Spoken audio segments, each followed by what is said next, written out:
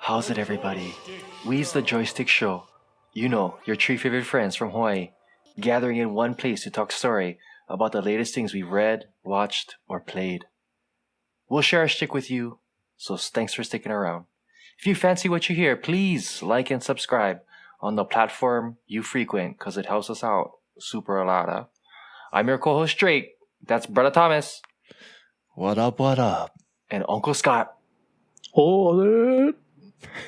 Welcome back to the Joystick Show. I'm talking pidgin right now because we were just talking pidgin offline, so it carries over. Huh? Bro, your pigeon was mean, but also sensual. I know, super sensual, like ASMR pigeons, huh? Yeah. Yeah, I feel like going 9-9 already. Yeah, I feel like going 9-9, huh? You like hearing my voice, supple, huh? Supple like one pigeon. It's like rainwater. Like... so, it's like rainwater, so... To transition, all the drops of rain turning into topics for this evening, huh? We're going to talk about the new teaser trailer for Frasier, which was, I believe, a 90s sitcom. Yeah, so I think it started in the 90s. Yeah. We're going to get into a little bit of the Rebel Moon trailer via Netflix. And we're going to do some reviews on the newest DC movie, Blue Beetle. Tom Bob's going to get into At Home with the Furies. We can talk about Elemental and also, obviously, Ahsoka. Pilot episode, season 1, episode 1 just came out. But let's get into that Frasier teaser trailer. There wasn't a lot of like action in that, but what did you guys think about that? I think it was cool. It was done in a very Frasier-esque way. If you watch Frasier, the old show, they had like an outline of like Seattle that would come out and spell out Frasier with the needle and stuff. And they used that to outline Frasier. And they had him re-singing the intro to the original show. But like it's him now. You can tell it in his voice and whatnot. But yeah, I thought it was a cool nod to what you watched before. And hopefully that's just to tell you like, we're going to keep it the same, maybe. Whatever you loved before, we're going to keep it going. I'm excited. I used to watch Frasier, so... Yeah, Frasier good. Yeah, I liked it. Man, I tried to watch Frasier, but I felt too dumb. Like, I felt like I didn't understand. I only understood his dad. Because his dad was like the normal guy. He didn't have like a massive vocabulary. Maybe now I can watch it. Probably not. But, I mean, I was too stupid to watch it back then. I didn't get it. I wanted to like it, but I just feel like it didn't. Yeah, it's like a high maka show to an extent. There's lots of like references that you're like, ooh, do I need to be like affluent to understand? Do I need a dictionary to understand that joke? I think that's why it was funny, because like Frasier, I guess in the show, like he's making good money and like he likes the finer things, and his brother was the same, and their mother raised him that way, but the dad was such like a dude, what the hell? Like, enjoy yourself. Like, stop being so stuck up. And most of the people around them in the show were like that. And it's like he's always trying to like surround himself in like elegance, and he's always like grounded by people like, you look dumb. Like, so that's what kind of made it funny, like the dad's comments or the dad's therapist's comments or the other people at the radio station or whatnot. There was a lot of real people around him and his like high pompous kind of lifestyle. Like that made it funny. Right on. Okay. Yeah. Now I get it. Now I'm in on the joke. Can watch them. Yep. Oh, every time, brother. Stefani. Yeah. Okay, so that raises a question before we move on: is what sitcom would you want to see updated, elevated, continued that hasn't been done yet? That hasn't been done yet. Damn it! I don't think you could do. I mean, I guess all the actors are alive. I don't know if you could do Seinfeld. Oh, still. Like, I think they've all moved past that. For sure. You know, they're happy with it. So let me think about more suggestions that we can't do. And then I'll pass it on to Scott in the meantime. I don't know. I'm trying to think of all the sitcoms I watched before. Ooh. Do you think they could do Third Rock from the Sun? Oh, shit. Yeah. Did they bring that back at one point? I think they did a reunion episode, but they didn't like bring it back. Okay. Yeah, dude, they could probably do that. New Third Rock from the Sun. Yeah. That's what I want. Okay. Third Rock from the Sun for sure. All I can think about is I know it's not a series, but imagine if they redid Brink. Imagine it was a series. Yeah, they could. Imagine if it was a series. If they did Brink as a series, fuck yeah. What? Soul Skaters? Soul Skaters for life, bro. You said Brink? Yeah. Yeah. Oh, that's good. That's a good one. That'd I be a like good that. one. They could, because they did the Mighty Ducks TV show, and they brought back true, Coach. So they could bring back the dude who was in Brink, and he's like, now he's like the dad of these Soul Skaters or something. Oh, bring back all that. Wow. That'd be crazy. Just get Keenan from SNL. I know, yeah. Run it. He starts You know his what own they should SNL. do? Bring back Good Burger. Oh, wait, they are. They are, yeah. Yeah. Didn't that trailer drop? Yeah, I can't think of It did. It did. I didn't really watch that whole thing. Wow. Talk about trailers. We did get another trailer for something we didn't all watch, which was Rebel Moon. Rebel Moon. What did you think about it, guys? Because Drake, you just watched it. I just watched it. The first 30 seconds, I was like, is this 300? Because there's a field of wheat. There's a person touching said wheat. And then it gets into like these wide shots where I'm feeling like, oh, is this like Dune? And then all of a sudden there's like griffins and mythical creatures. And I'm like, am I watching The Odyssey? And then there's a lot. I feel like you're watching a lot of different things. Yeah, it's a lot of movies. And there's like a woman with spider legs. And I was like, whoa, is this James and the Giant Peach? And so there's a lot of things I think that have been taken from. Well, there's like lightsabers. Yeah, there's lightsabers. Right? There's bombs. There's high and tight haircuts. There's military. And speaking of 300, there was a part in it where they totally did a Spartan kick. Yeah. So really? What's his name? Jaman Hunsu or something? Well, nailed it. Yeah. Okay. Or whatever, yeah. Why don't you try, Scott? Or whatever. Or whatever. I'm afraid to say anyone's name now. It will be clipped and live on the internet for eternity. I think that's what it is. But he plays the wizard in Shazam, and also one of the Kree in Guardians of the Galaxy. That guy is amazing. What was the UFC movie he did, or like the MMA movie? Never Back Down. Oh yeah. There you go. Yeah, which was the freaking name of the movie. Yeah. Don't back down. That's true. He's amazing. I love that dude. Anytime he's in it, he always brings it, and I always believe what he's doing. I hope he's a main character in Rebel Moon. Agreed. It's very Zach Snyder from what we've seen, right? Mm-hmm. Yeah, like the visuals look amazing. All those things. It's like he has like this little boy at heart that's like really good at making visuals. Because like you're saying, all the things you listed, I'm like, it's like he just picked like, oh, that's cool too. Let's figure out a way. Like I hope. Like I was watching the trailer and I'm like, of course it looks beautiful. It's not even what I'm worried about.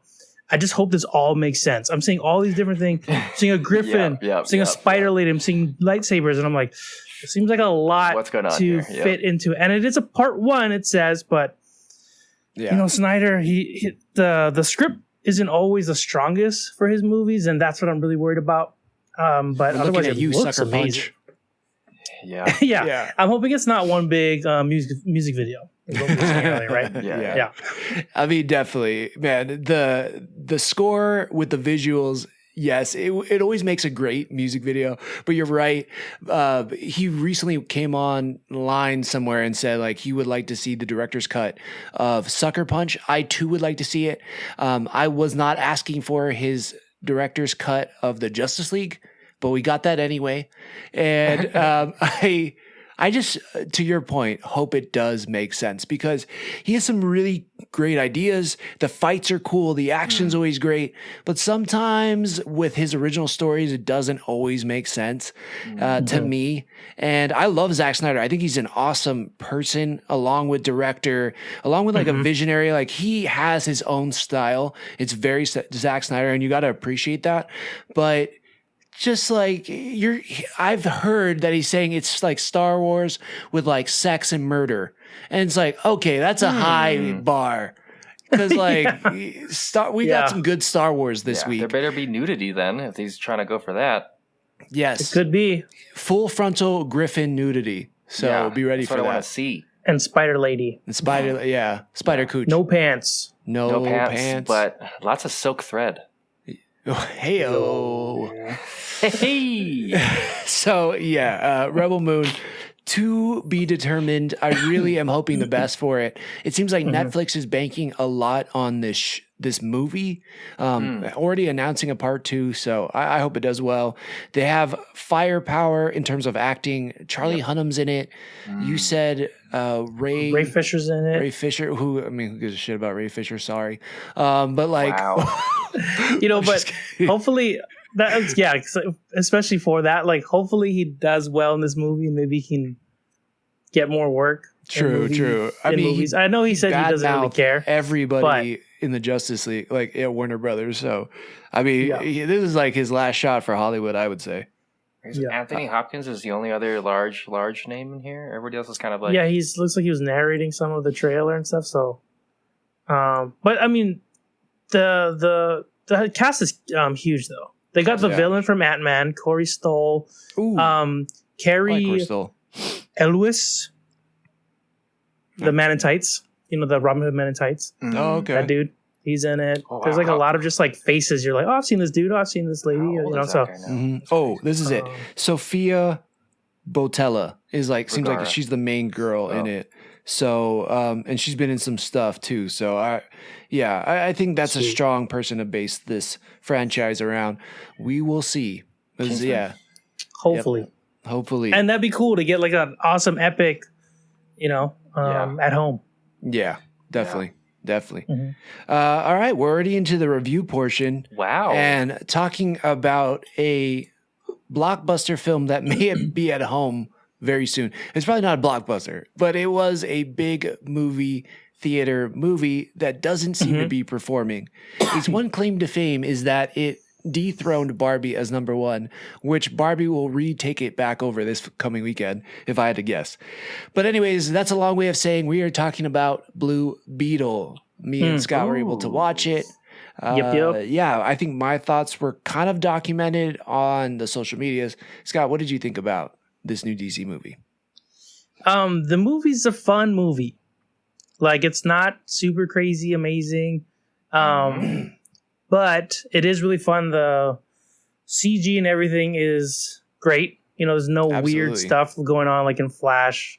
That was sad. But the George Lopez actually thought was funnier than I thought he was going to be. Yes. Like, when I saw him in the trailer, I was like, it looks like they're making him kind of cheesy. Because I used to like the George Lopez show. So it's not like I don't think he's funny, Yes. But in the trailer, I was like, we'll see. But he had some like one-liners in there, and the way he plays his like crazy uncle, I'm like, like I was rooting for him. Yeah. Like I liked him. Absolutely.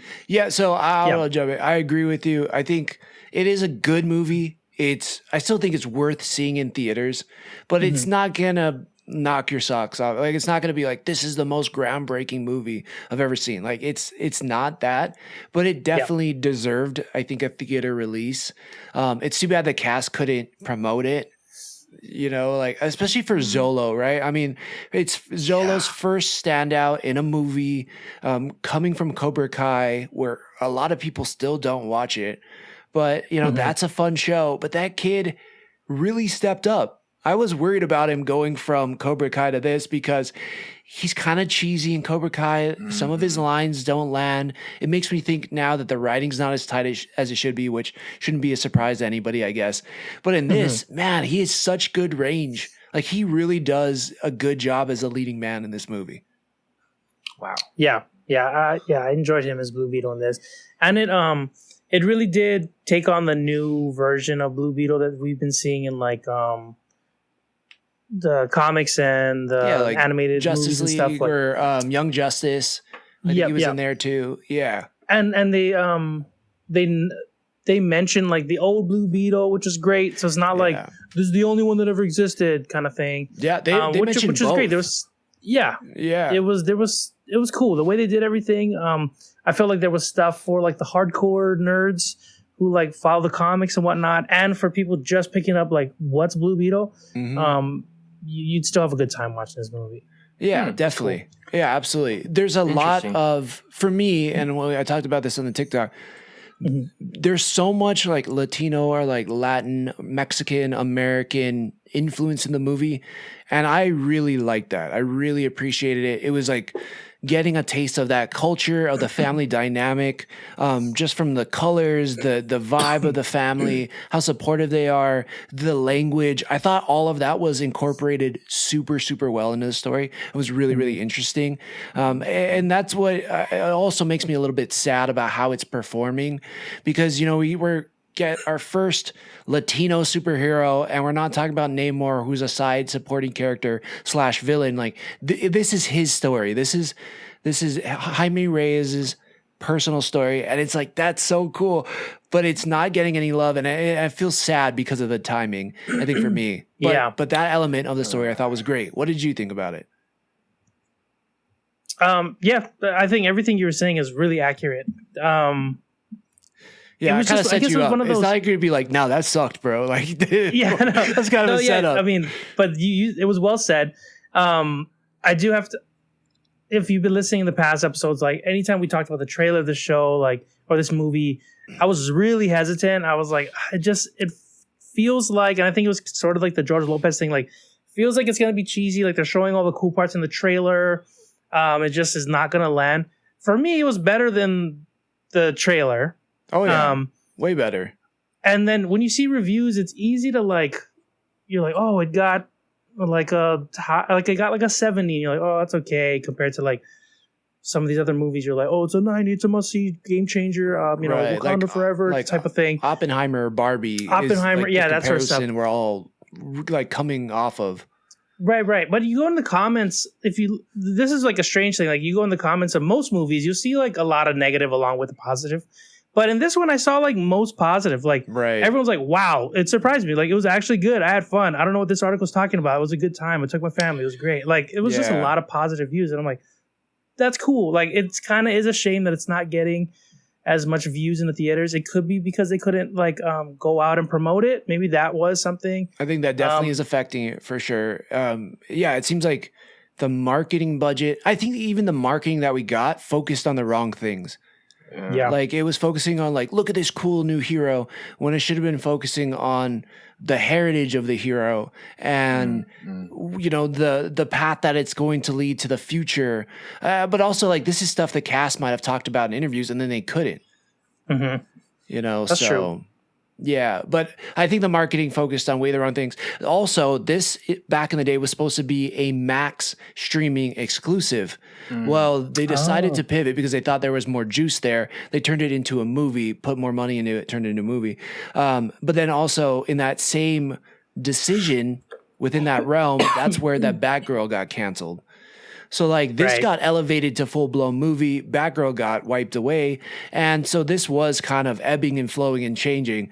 But man, it came together really well. On your point about George Lopez, like again, if you like George Lopez, this is really going to work because he's pretty damn funny. If you hate George Lopez, I don't know if this works for you because he's very George Lopez, although I think everybody kind of has that crazy family member or like, you know, uncle or whatever. But it's like, he plays that role really well. Like the conspiracy theory, you know, like all the birds are actually robots by the government. You know, don't step outside. I don't want to show my identity. He plays that role super, super well.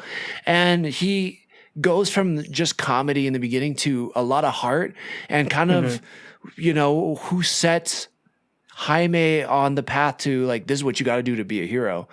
And there's some stakes in this movie that really got to me. I was like, damn, they're really going for it. This is a sad moment. I was really surprised by that. Yeah, same.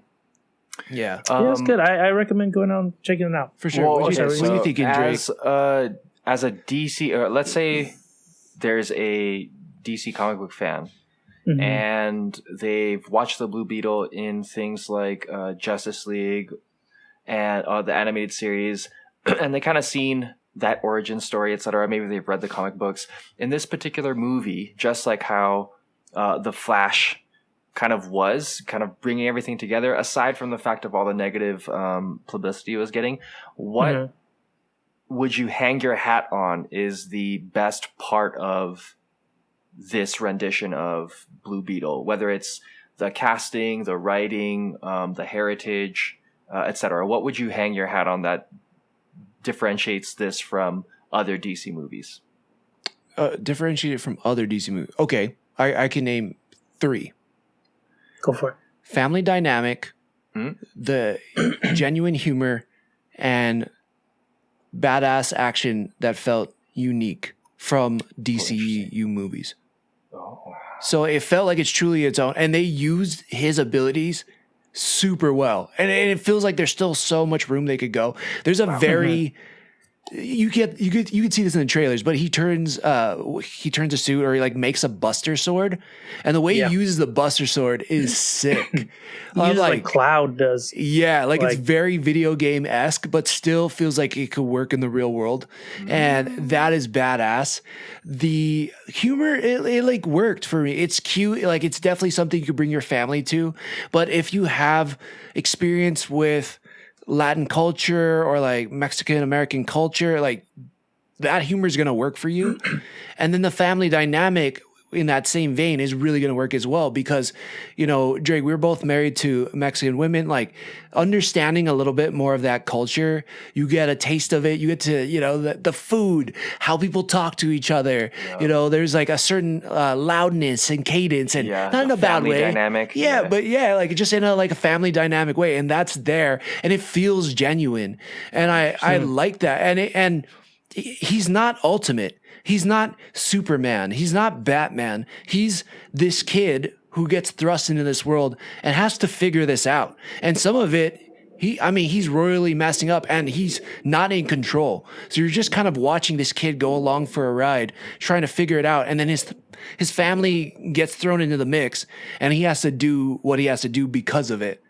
But he's just not perfect. He's gets his ass kicked in this movie. And I did appreciate that, because on paper, when you watch Blue Beetle, you're like, his powers are ultimate, but he doesn't feel ultimate.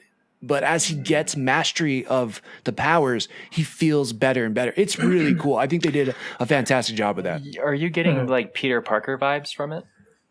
In terms of like the youthness into the hero?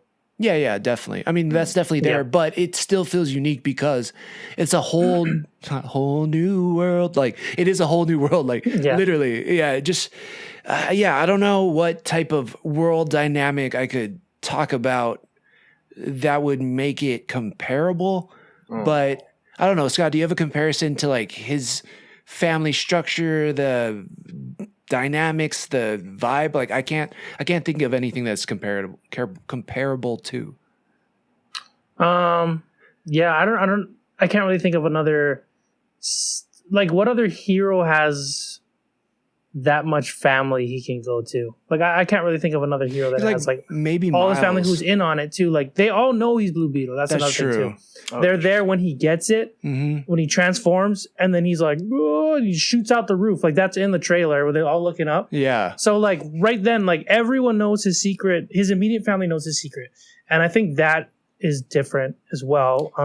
Because every other dynamic, like I gotta keep this a secret. Like everyone's like worried about him and rooting for him at the same time, and he's trying to save his family, and they're all kind of involved in this thing. Yeah. So I think that's huge. That's different. On the power side, it's cool because his suit is almost like Green Lantern in the sense where like it can do anything he imagines, but he's like Iron Man in the sense where it's because it's a suit, but it's like symbiotic. So it's not like he can like make a giant thing and keep people trapped in it, but he can also like shoot out. There's a part in the movie where he shoots out like these energy holding things and like kind of holds people to the wall or something. Yeah. So like, but then he they can disappear. do cool shit like that, and then they disappear after back a while. Into the suit. Yeah, it's cool. Like you're right. Like it definitely leads the door open to Green Lantern, and there is a Green Lantern Easter egg right at the beginning of the movie, which was like, oh shit, that's sick. I think this is a great character. I really want people to support the movie and like go to the movie theater. I know we're not supposed to promote movie theaters, but like I think this kid deserves it. I think the cast deserves it. Even the chick who plays Jenny Cord, she's awesome too. I'm like, who is she? One, she's super hot. Two, like she's a tremendous actress, and like she just kind of came out of nowhere. So a lot of the leads they're not like A-list stars, but I think that's why it's more believable. Yeah, maybe he has like this Miles Morales type of situation. But again, to Scott's point, the family knows. Not like Miles' family who doesn't know. Yeah. Yeah. So he has the support of his family. The other thing it's funny is he had like a symbiote, like he has this thing in him that's talking to him, and there's times where he's like, "Shut up," and no one else can hear it. So that's what's funny, because in the Young Justice cartoon and stuff, that's kind of the thing that's like, that's part of the comedy of his character. Like he's chilling with them, and he's like, "No, I'm not going to do that." And they're like, "Are you okay?" And he's like, "No, I'm good." Like he's like still learning his powers and whatnot, and they capture all that really well too. Yeah. So yeah, absolutely. I think it's cool. It's cool. It's good for all ages. Yep. Yeah. Check it out for sure. Absolutely. Yeah. If I had to rate it, it's like, I'm going to say, just because I want people to see it, like 8 out of 10. Like I'm going to rate it, realistically, it's probably like a 7.5, but like for me, I'm going to say 8 because I really enjoyed it. Okay. Yeah. Yeah, I agree. It's a good time. Yeah. Good time. So the next bit, talking about families, we got a new show on Netflix. It's a documentary, and it follows the Furies and the Gypsy King. It's called At Home with the Furies, and it follows Tyson Fury, Tommy Fury, and their dad. I want to say it's Tony.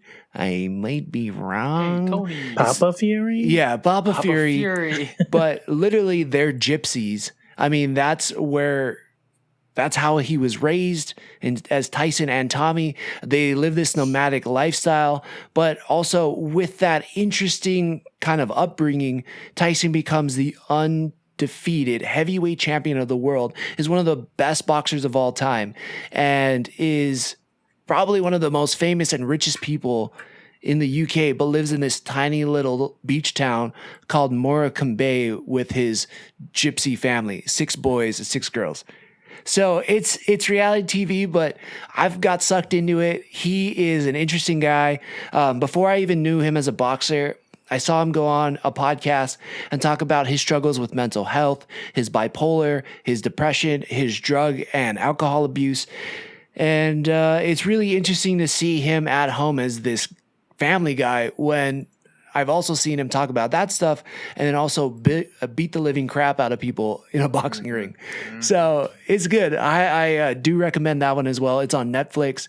And if any of you are Love Island fans, his brother, Tommy Fury, who was in Love Island and should have won, I think, season 6, he's in there with his girlfriend from Love Island. And if you've been following the news, this shouldn't be a spoiler, but she's actually pregnant. And so this Love Island couple really is working, and you get to follow them more post Love Island. So great. It's a fun show. Yeah, I'm really liking it. I'm only like 3 episodes in. Nice. How much episodes are there? Should have looked that up. So what would you say separates this from something like as popular as like the Kardashians or Jersey Shore? What brings it home and makes it special, not just for you, but for other people who enjoy reality shows? Good question. I think he's from the UK, so they have their own little accent and sayings. I'm like an automatic sucker for that. Yeah.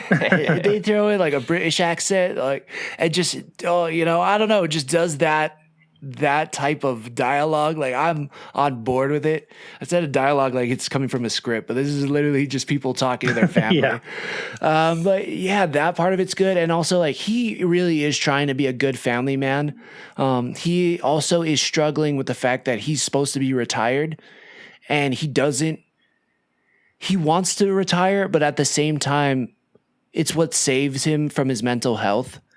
So like they talk constantly about the last time Tyson retired, he fell into a super dark place. Like he started drinking too much. He did a bunch of drugs. He gained a bunch of weight. He was super depressed. And so it's like, how does a guy who is aging out of a sport then retire when the sport was what was keeping him mentally together? And so there's that aspect, but like the surrounding family is great too. And his kids, like the wife is trying to keep them as normal as possible. And then also, if you know nothing about gypsy culture, which I don't know a lot, I do know that there's a big gypsy population, I think in Virginia, but it is, I'm just gonna say, like, to me, it's pretty wild. Like they do everything over the top, and it's almost like quinceañeras for every birthday party, and they overdo the makeup and the dresses, and like they live this over the top lifestyle. But then you expand that to this super wealthy guy, and then it's just everything's over the top. Plus, it can go big all the time. Yeah, exactly. And so he's larger than life himself. He's a character. Some of the things he says is just like, damn, yeah, he deserved to have his own reality TV show. But man, yeah, it's really fascinating following him and the whole family and how it all works. Oh, nice. That sounds pretty cool. Yeah. And we can watch it on Netflix. And you can see it on Netflix. In the midst of that, I didn't look up how many episodes, but I'm sure it's a good amount of episodes. I would say 6 or more. I don't know. At least 2. Yeah. So, check it out. Let us know what you think. Do it. The next thing is we're going into a Pixar movie. I should say it's more of our Disney segment because we're going from Disney to Disney. But it's a movie that I talked about, I want to say like maybe last month or something like that. But it's been it kind of kept up momentum in theaters, which is surprising because normally movies kind of drop off. But this thing has been keeping pace. And I think it was projected to lose a bunch of money. Now it's projected to make some money. And it is one of Pixar's newest, called Elemental. You just watched it, Scott. What do you think about Elemental? Yeah, Elemental... This was one, like, I'm like, I usually always look forward to Pixar movies. This one, it looked cool. I was like, maybe I can wait till it comes out digitally. So I did. It's available to rent now. Went ahead, checked it out. It was better than I thought it was going to be. I was reading like I don't know why, you can never trust reviews, but for whatever reason you read them and you're like, oh, I'm going to let this kind of cloud my judgment for a bit. And it kind of did. Like there's people like, I don't know about this movie, woke this, woke that, or whatever. But I watched it and I enjoyed it. It touches on, I guess it's like a real life scenario in this like make believe world. Like Ember is the fire character, and her family comes from like what it seems like an Asian descent, like maybe Chinese or something. They show in the beginning that like her parents came from like Fireland, settled in where they are, and then this was their first child born there, like in like I guess would be like America or whatnot. Yeah, whatever like, big almost city. like an ABC. Yeah, and they're living in the fire town of like this place, and the world or the place they're living in is like kind of catered a lot to like water people. Just like the way the tracks run, there's like water going, and there's things throughout that like touch on like racism in the sense in this world, like where it's there's a part where she wants to see this thing as a kid, and like because she's a fire type, there's like danger of maybe them burning something, so they're like no fires allowed, and this is something she experienced growing up. So like there's these touches on things that I guess everyone can relate to, like there's like racism that we deal with, Yeah, whether it's like on purpose or like it just that's how it's set up. Like the system is set up this way, and it's like unknowingly racist, right? Like it's like you were saying, like she's a fire person, and like it's a full water track. Like how does she ride that train without like possibly getting washed out? So it's it's like you can get on the train, but like, underneath is water. And like when it goes by, it splashes water. So like they always got umbrellas to make sure they don't get hit by it, and to think like if you were a fire person, like death could just be raining on you at all times. Like that's kind of terrifying. But the way they set it up is cool. Like she meets like this character, Wade, who ends up being like an inspector, and like, because of like events ends up in her shop. Yeah. And he like feels sorry for everyone. Right. Like he's not like a police inspector. He's like a check the meters inspector. Yeah, just like a city inspector. Yeah. And he just so happens in her shop, and he's like, oh my God, there's like so many things I gotta write citations for here. I don't want to do it. Yeah, he's definitely a non-traditional male character.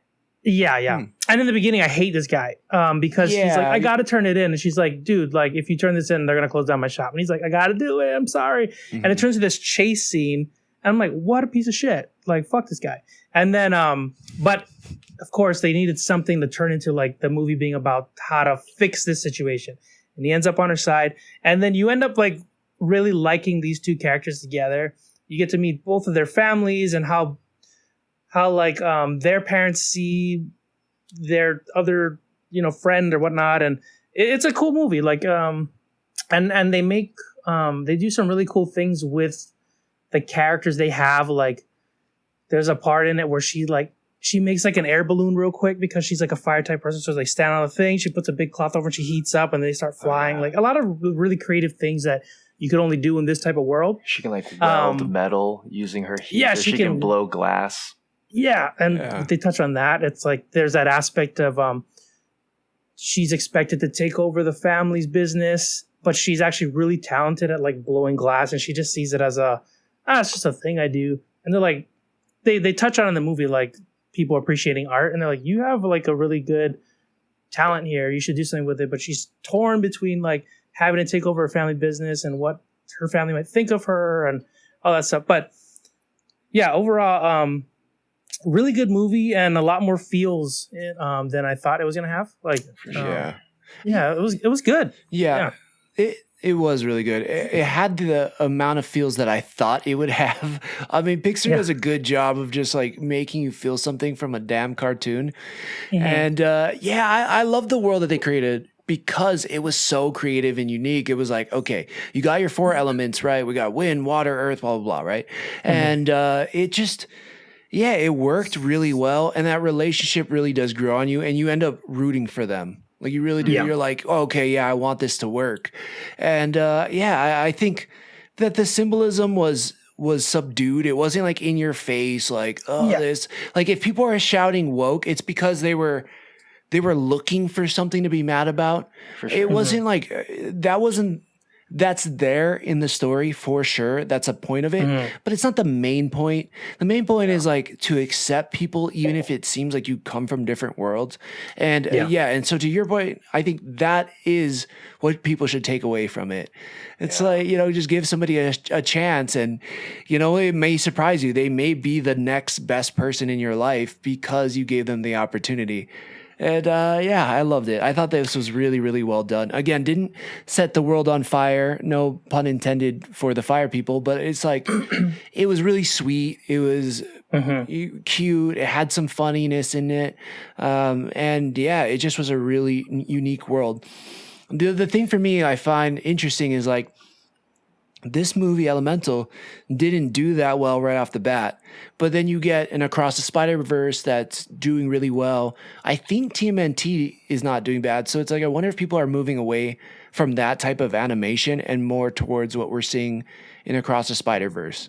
What do you guys think? I mean, potentially, I think there's a lot of in between. I think a Pixar movie is going to be a Pixar movie based on the fact of how they do their illustrations and their animations. And especially when it comes to something, Pixar in itself has always been very good at thought-provoking things through the lens of these, I don't want to say symbolic characters, but characters into which you can relate to on not only an adult level, but also as a youth. And with animation like TMNT, it may be more visually attractive and it may be able to relate to maybe more youthful individuals or individuals that are fans of, but I don't know that the art style in itself to a degree lends itself to the already established relationship we have with Pixar based on the consistency into which they've done their illustrations. Does that make sense? Yeah. Also, this movie is like a property that is you just found out about maybe a year ago, and then you're seeing the movie versus like Ninja Turtles and Spider-Man is something you are familiar with and usually has a good track record. And especially Into the Spider-Verse 2, if you already liked the first one, you're watching the second one.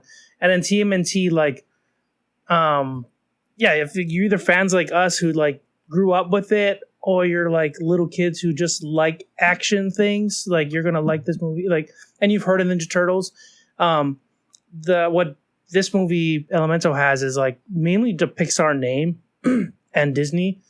True. And I think with I don't know, like it's unfortunate how much the internet has like how much of a push it has in some ways on like parents, I guess, because it seems like all you need is one comment going like they're trying to make our kids gay or something ridiculous like that, and then they're like, oh well, I best to just stay away from this for now, maybe catch it when it streams, or Right. like it's like less enticing to go and watch it in theaters or what have you. But yeah, I mean, I enjoy Pixar, and I didn't think, and there was nothing in this movie that's pushing anything down your throat. So like, relax, internet. It was a cool movie. They did a lot of cool stuff. It was really creative. Check it out. It's good. I think us growing up in Hawaii, where it's just culturally diverse and much different than kind of the polarity of the mainland, how the mainland can be.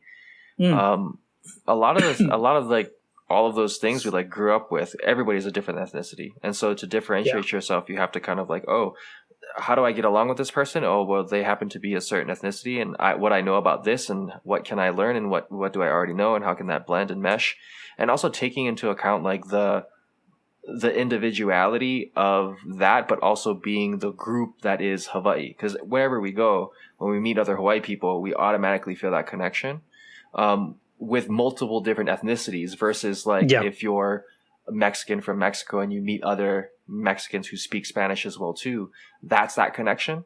So I think there is some sort of like tribalism to a degree, especially with these movies coming out that are giving us thought-provoking things amidst all of the I guess like the culture wars that are happening within the US. But I think Joe Rogan, how he talked about Barbie, it's like it's a movie. So to take something out of context that's supposed to be entertainment and supposed to be thought provoking, and to make it something that's like a political stance or this, that, and the other, like unless it is supposed to be that, you're just making an assumption. And the outrage of all of that stuff, I think, adds to the strike. It adds in terms of the writer's strike and all of that jazz, the acting Screen Actors Guild, because how then can you make a movie if one comment on the internet is going to ruin the whole thing? So I think there's a lot of interconnection with that and entertainment. Like, you mean that people are trying to push an agenda, or they're not, or they're just trying to tell a good story? Like, for example, if you're writing a story or acting, aside from the fact of they're not getting paid or the bad treatment, it's your artistic values then start to not depreciate but become secondary towards what the public is narrating. Yeah, so like public opinion, you're saying, is more important than what these people are trying to create? Or the public opinion is now hindering these artists to be able to create their art. Yeah. Because there's so much boundaries. I would agree with you on that. Yeah, it definitely feels like, because I mean, a case in point, Blue Beetle. Like, why? Because people think it's not gonna be a part of the new DCU, or is it? Just I don't know if it's like a heritage thing or tied to like a culture or ethnicity. I don't know, but yeah, it's been a really interesting year in terms of like what does well and what doesn't. Like I'm going to bring this up. I don't think The Flash was that bad of a movie, but I think for a lot of people, they couldn't get out of their mind that Ezra Miller was the lead. Yeah, they were like, nope. Yeah. They're like, nope, Ezra Miller, not doing it. And I felt that way for a long time too, so I understand it. But it's funny how that narrative is like the only thing people will focus on. And the internet is notorious for that, because you get whatever it is, like 200 characters for a comment, and then you write your whole comment, and then that's it. Or you get your 2 lines because people aren't going to read it. But I appreciate you bringing this up because I think our world is way more complex than two lines to describe a movie or a show or an episode that doesn't encapsulate everything. And that's why I'm happy we get to do this and jump on a podcast and talk about it because listen, there's like we've already talked about Blue Beetle, not the best movie in the world, but it's still worth seeing. And Elemental may not be the best movie in the world, but like, yeah, if you have kids and you want to entertain them and you want to see something unique, then fucking show them Elemental because it's perfect. But there's just, don't limit yourselves too much because of a few things you read. And I think, and hopefully I think this podcast allows people to open their mind a little bit. Drake. The contradiction is just interesting because we live in a world now that preaches acceptance and nuance and individualism, and yet to not be able to take art at face value, right? To be like, oh, this is nuanced and I accept it for what it is and not necessarily add more to it than, it's interpretation is obviously going to be different per person, but like this person's creating art, regardless of how you quote unquote feel about it. Should you be, polarized about it to be like, oh, it's super bad or it's super good based on whatever is popular in the culture right now? Like, right. Again, it's there's sexist, nuance. it's racist. It's just too much. It can be. I think it can be sometimes, for sure. It can be. But yeah, I want to encourage this as much as possible. Like, if something's good, go in with your own mind, your own thoughts, and really judge it for that. Don't read a couple things online from one person you kind of like his views and then take that verbatim. Like that's just, it's silly. It's small-minded. But if you do that, I mean, I can't blame you. It's up to you. But at the same time, like give things a shot and try to see things from outside your bubble. I think it's super important. It's something that I think I'm always going to try to do. And I think it's something that movies, shows, comic books, they allow you to do that. They allow you to walk in someone else's shoes and see things from a different perspective, which if you have any type of strong self-constitution will not diminish who you are and your mind. Like it's okay to see things from a new perspective. Shout out to Panic at the Disco. But I mean, like, I don't know. I truly believe that. I think that is something that should be embraced and hopefully we can. One thing that I don't think is going to be controversial by many, because I really dug it, and I hope you guys did too, was we got the new Ahsoka show in Sellers. Yes. Ahsoka. Yeah. All right. We got into it. It's pretty much Rebels 2.0. 2.0, yeah. Okay, so you guys watched the cartoons though, right? Yep. Yes. Okay, so I didn't. Idiot. I kind of I maybe watched the first episode, and it's definitely one that I'm kicking myself in the butt now. Yep. To I've heard of certain characters that they're talking about on the show. We'll get into it, but I didn't get to fully enjoy the weight of these characters when these names are thrown around. I know they cast a big wake, but I'm like, oh, part of me wants to stop time and go watch all of Rebels before episode 3. But even with that to say, I was like, okay, well, I get an opportunity now to watch this show from the perspective of not watching the cartoons and seeing if I can still enjoy it. Yeah. And I did. I really did. I feel like they did a good job of nodding to the cartoon. They even show them, their cartoon versions on the wall at one point. And they mention certain characters in a way where you're you get enough of it to know what's going on, or you're no, they're going to touch on it more later or whatnot. And I was never really confused at all. Oh, that's good. So that was cool. And then of course, I enjoyed the shit out of these first 2 episodes. So good. Yeah. So fucking good. Right on. That's super good to hear because I had the same question with Christina. And you guys know it's super hard for me to get her to watch anything with me. And we put on this first episode and she was hooked. I was like, I wanted to be that annoying guy. I was like, well, let me explain to you who Ezra Bridger is, or let me tell you about Sabine. Let's pause and let me take you down this detour. But I didn't. I was like, all right, let me just let her watch it. She's into it, and if she has questions, we'll act accordingly. But she didn't have many questions. She might have been like, well, why does Sabine do this, or why did where is Ezra? And simple questions. And I was like, oh, okay, well, this is what happened. But she seemed to understand understand a lot of it too. So I think that's already a win, especially Nice, yeah. like when you don't know a lot of, this is again based off of Rebels, it seems like. But if you don't watch Rebels, it still seems like it works. Like, this is something I think the MCU needs to take note of. But anyways, yeah, before we get to that, Drake, what were your thoughts? I really enjoyed the Ahsoka show.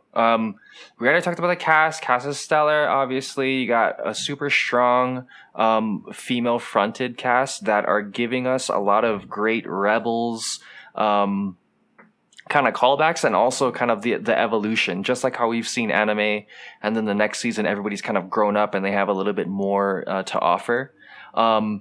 Things that I for sure dug just from episode 1 is the samurai western vibes that we've talked about before. Especially that there's a scene into which Ahsoka kind of has to battle some of these droids, and it's very thoughtful, and it's not overtly done where there needs to be a lot of CG or effects to make Ahsoka seem agile and like a Jedi, right? Even though she's aged substantially since the last we've seen her in Rebels. The way that the first episode set up the plot, we know exactly what's going on, right? You have the group of rebels, you have the group of the other individuals, they're trying to find Thrawn.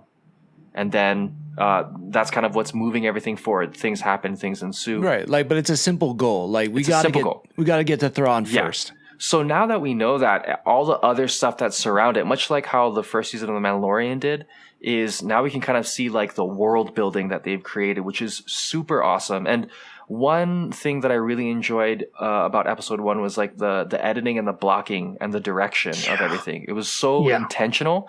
One of my favorite scenes, and this is kind of small in comparison to like all of the other fight scenes, was when Ahsoka met Sabine again, and they walked into the ship, and Ahsoka is walking kind of in the back frame, stage right, or stage left, I should say. Goes into that room and the door closes, and then now Sabine has like this, our focus is on Sabine, and she's now reacting to the ship that she used to grow up on with Ezra, and is thinking and contemplating about what it's going to be like to be back in this environment when she was Ahsoka's Padawan, right? And just that closing of the door, much like how when she dropped down in her house and you could see all the Mandalorian armor kind of tucked underneath, all of those kind of subtle cues of what was is no longer, and having to kind of get back into that was like very beautifully done. So awesome to the director in that situation. Yeah, which was Dave Filoni. Dave Filoni. Yeah, he wrote and directed direct everything, Dave. Yeah, which he will direct a movie coming up, but you're so right about that. Obviously, the action in it was incredible. You're so right. Like, it was done very smart. Like, it was almost practical. 5 droids surround her, and then they basically cut holes and eliminate a few of them so she can take down the rest. So it's easier. There's less of like, it's not 5-on-1, it's 3-on-1 or 2-on-1. So smart. But there's a scene in this, and some people said this episode was slow. I didn't find that at all. I found there was nuggets of information in every scene that made it interesting. But one in particular that was slow, but I loved, was when when Sabine got the star map and she goes back to the observation tower and she's looking at the hologram map. And she's like, okay, eliminate the faces, like turn this, do this. And then the light bulb goes off and she's like, oh, I get it. I have to like do this and turn the key a little bit. And you can see they just allow Sabine to really, what's her name? Natasha Leo Bordoza. Yep. Bordizo. She's sick. Like, so one good. Dream crush, new internet crush for sure. Yeah. But then she like was really good. And I haven't seen her in too much before this, but she gets to act. And I dig this choice because that scene kind of sold it for me. Yeah, I agree. I like them being able to have the characters sit in the scene, and like it like draws you in, at least for me. Like, it draws me in and then lets me like be there with the characters. There were parts of this that kind of reminded me of like, it was shot like an A24 film. Yeah. Like, where it's like not much music going on. You're like, you have time to even watch the wind blow and see things move. Like when the droids show up, it was cool. Like how like they stood there, but it was kind of creepy like, and then their capes are kind of blowing.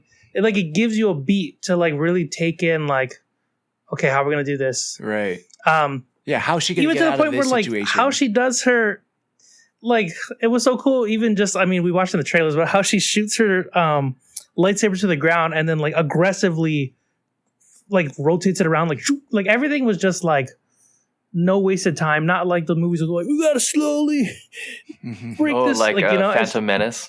Yeah, or maybe that door was way stronger. I don't know, but still, like the way everything was just like done so purposely and like just everyone was, I don't know, it was so cool. Even like the fight scene with the droid up in the rooftop, she takes one out, and then when Ahsoka comes back and then is waiting, and then it tries to come from the top, and she's like, I knew you're there. Like she's just so badass the way they make her, and like the way, I don't know, it's like they put extra love into the CG too, where it looked like realistic. Definitely. Yeah, it was just shot so good. Even the scenes with what's his name, Balin, and so we gotta talk about Balin Skull and Shin Hati. Yeah, well. Like I mean, even just like them, it seems like even the tinge of the tint on the film is just a little different too. It's a little darker, like they're putting like, almost like a filter over the film in their scenes, so it feels a little bit more like ominous and mysterious and grittier. Dark Jedi. Yeah, it's cool. It is really cool.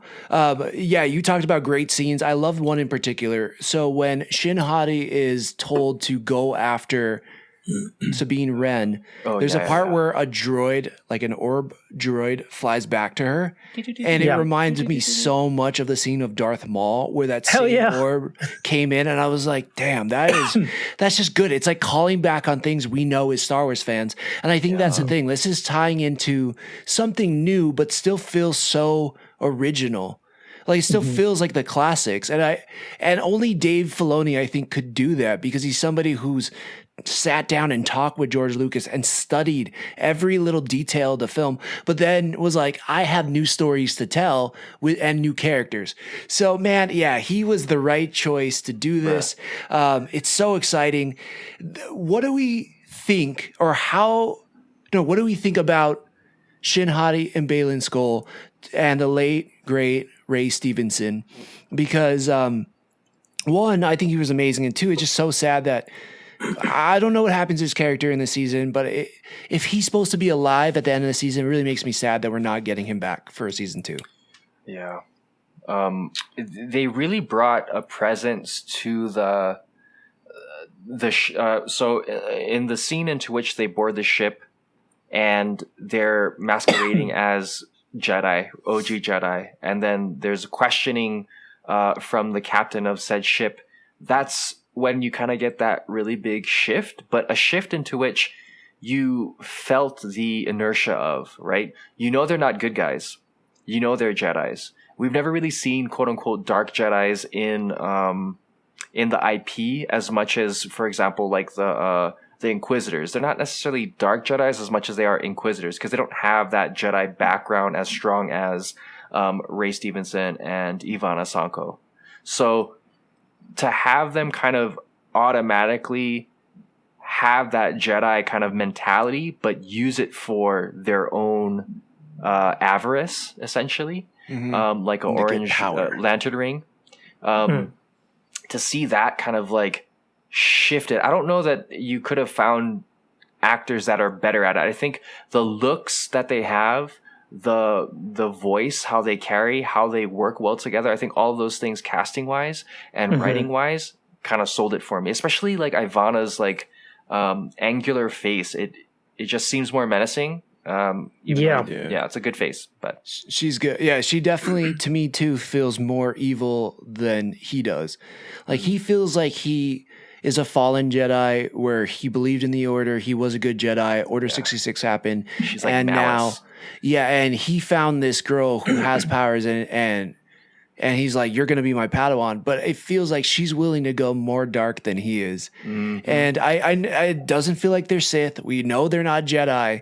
So what are they? Like, are they dark Jedi? Are there something that we haven't heard of yet? That, maybe some of the remaining Jedi or Force users in the galaxy turned to this other faction when, the Jedi were slaughtered. I don't know, but it's cool. Like, it feels like they just feel unique. And it feels like he truly believes the side he's on is the side maybe that's gonna win or whatnot. It's like the smarter, more calculated side, whereas she's like maybe more Sith, like where it's like I'm gonna kill you one day and like become, the leader. Like I'm gonna, but because there's that part too where they or is it when they order him to go and kill Ahsoka, right? And he's like, oh, it's gonna be a shame to like, kill another Jedi or whatnot. She's like, oh, like basically like, oh, is that weakness? And he's like, it's just the truth. Yeah, like he really genuinely feels like, fuck, there's not a lot of us out there. Like I really wish I didn't have to put anyone else out. Like yeah, but he's like, I'm gonna still do what I'm gonna do. Yeah, because she's in the way. The sides are like switched now. Like with the Rebel Alliance, they had nothing to lose and everything to gain, right?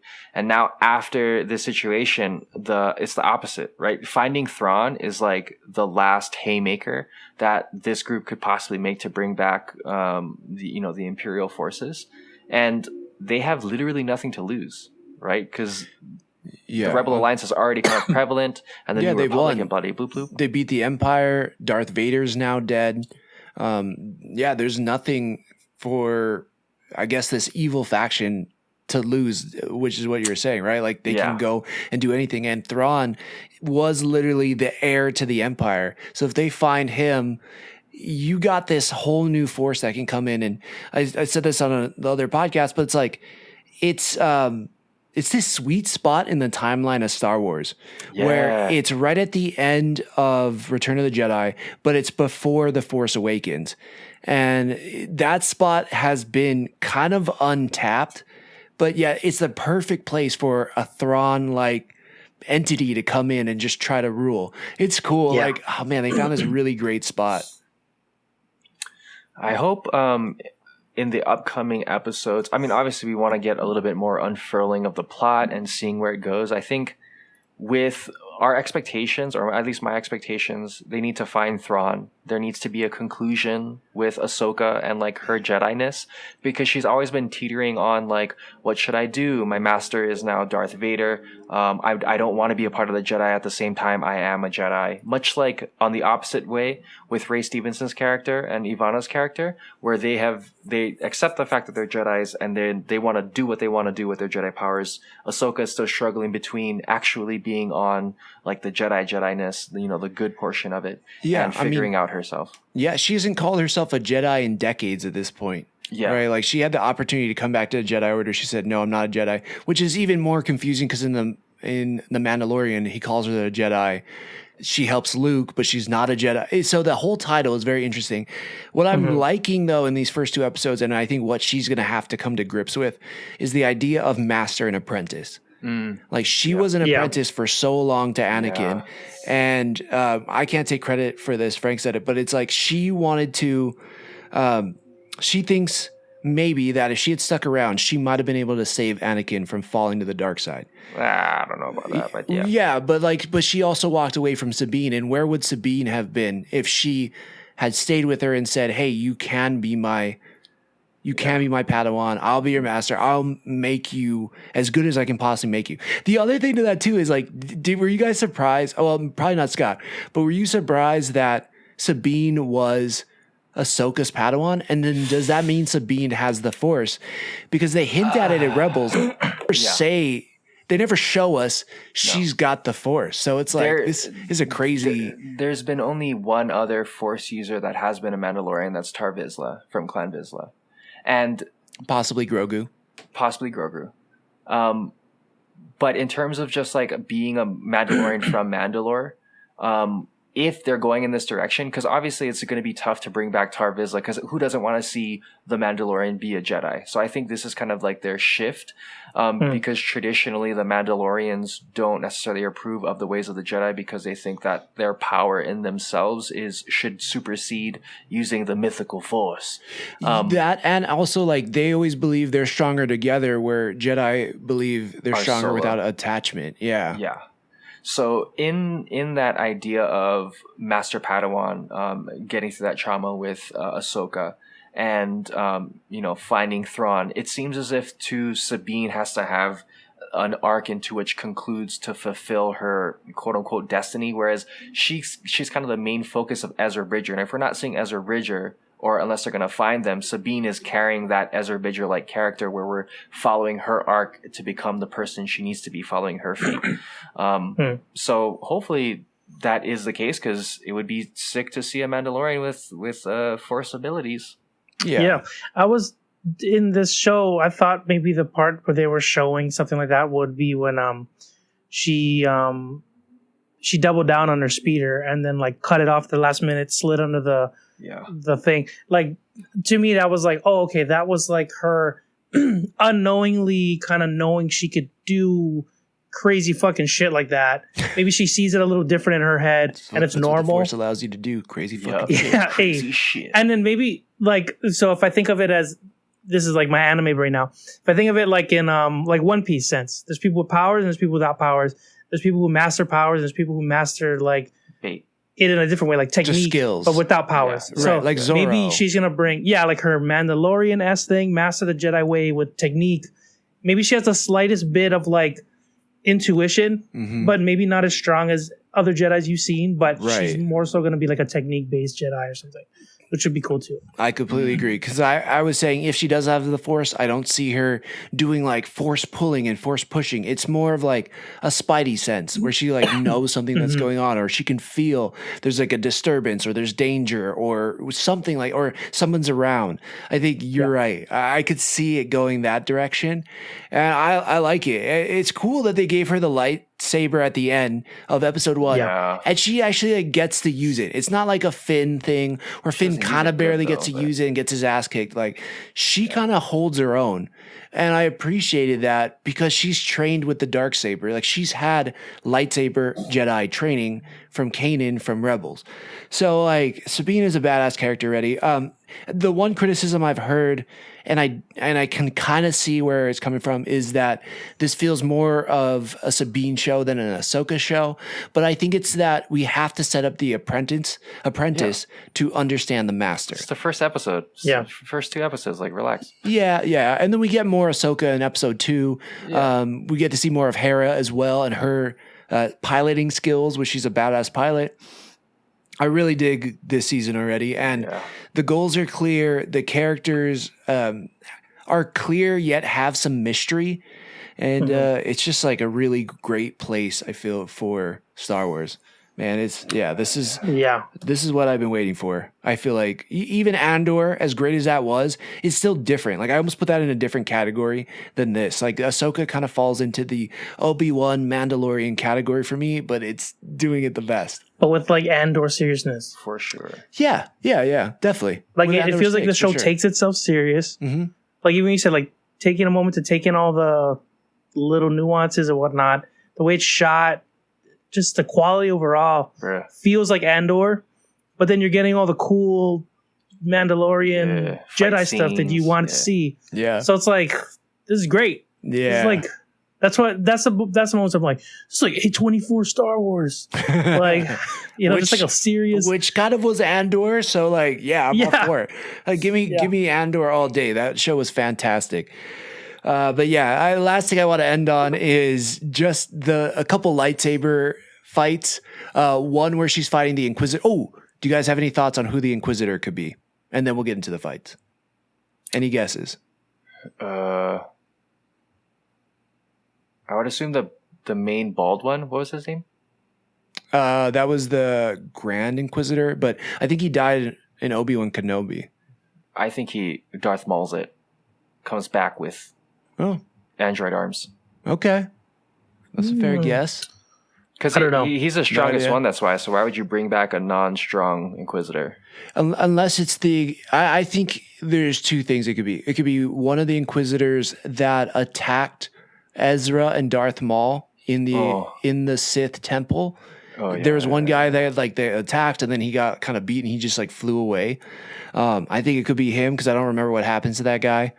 Or 2, I'm kind of leaning towards what Frank said, which is he thinks it could be Cal Kestis from the video games. And that's not going to make a lot of sense to you if you haven't played the video or you haven't beaten the video games, but it's an interesting theory. And the more evidence he brought, the more I was like, I could kind of see that working if he's a double agent. So I don't know. I hope so. I don't know if I hope so, but I hope whoever it is, it's worth the unmasking, because to stay masked through 2 episodes, we have 6 left. That's not a lot. If man, you better show us. Like, you gotta show us. I'm going to go ahead and say I hope so, because that'd be a cool way to freaking cross over from video game to live action. Yeah, I'll be about it. Even though I haven't played the games, I'll let them explain it to me. I'll be down. Yeah, that'd be cool. The actor said he wants to do it. People at Star Wars Celebration were like massively cheering for him. Something Monahan, but that guy who plays Cal Kestis is dope, and I'm kind of for it. I'm kind of leaning towards like I kind of like that theory, but unless Frank listens to this, I'll never give him credit. Edit this part out. You celebrated it exactly. But last thing on the lightsaber fights, 2 parts. One, in the second episode, they're at the shipyard. She stabs one of the droids when she's fighting the Inquisitor, uses him as a body shield, and starts attacking the Inquisitor with her other lightsaber. That part was so sick. And then spins out of it and cuts the droid in half. That was dope. And then the Inquisitor turns on his rotating lightsaber, throws it at her. It doesn't come back. And he jumps on the ship. And in the smoke, Ahsoka runs out. And I'm like, that lightsaber's coming back. It's coming back. Yeah. Then she just like leans to the side a little bit. Like a fucking boss. Yeah, and the lightsaber goes past her. Oh my God, that was so sick. Didn't break eye contact. Yep. Yeah. I was like, this is, I know, that's what I was like, this is so cool. I don't like, oh man.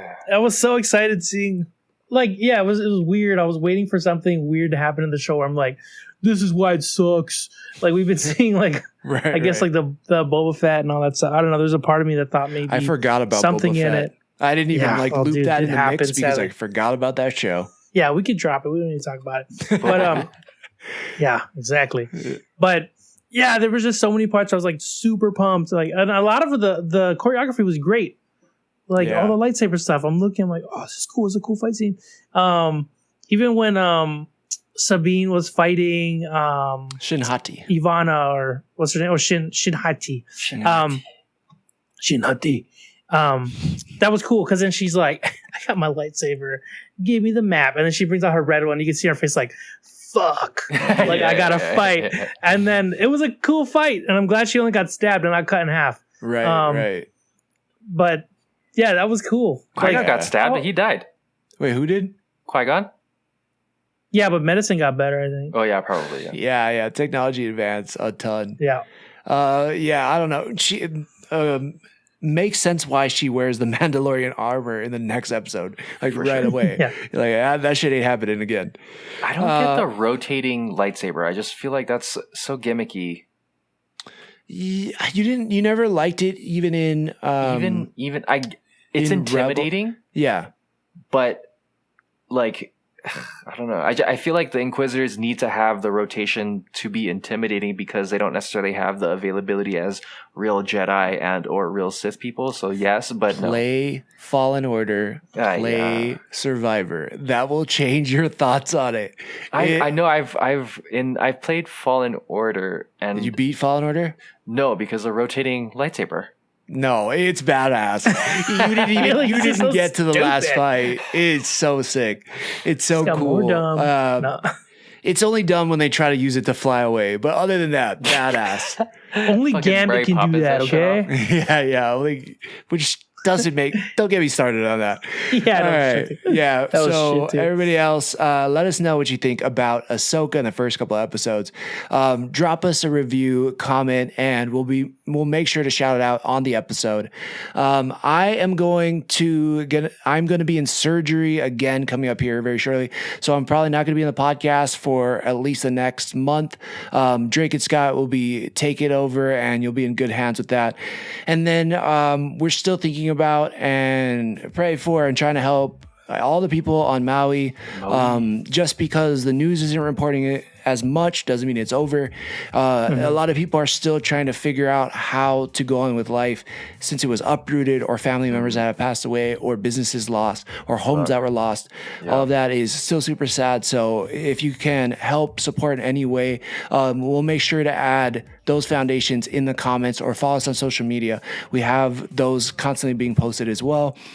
And yeah, that's kind of it for this week. Scott, if you want, or if you can, and you should, and do it. Give us the final words. Thanks for tuning in, and thanks for sticking it with us. Oh yeah. Nailed it. The Joystick Show.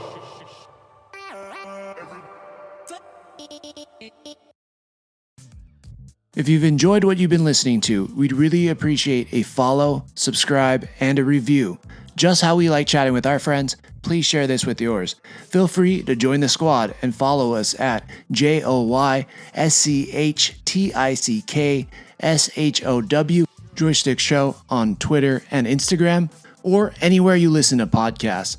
And if you feel like submitting topics or questions to be discussed on future episodes, you can email us at joystick.show@gmail.com. As always, thank you, peace out, and make it a great rest of your week.